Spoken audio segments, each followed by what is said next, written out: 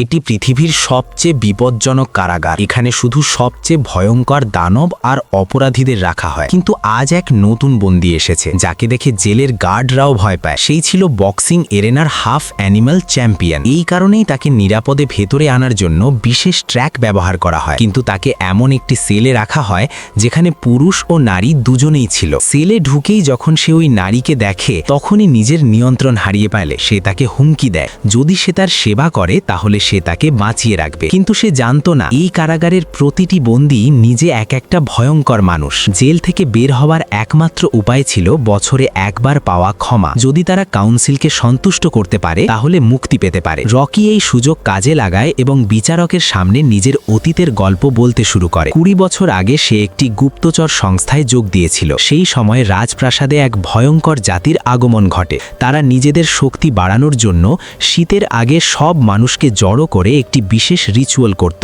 যখন প্রধান পুরোহিত মন্ত্র পড়ছিল, তখন নিচে দাঁড়ানো মানুষরা আকাশে অদ্ভুত কিছু দেখতে পায়, কিন্তু তারা বুঝতে পারেনি এটি একটি ষড়যন্ত্র ছিল। পুরোহিত তার শিং তুলল এবং আকাশে উড়ে গেল।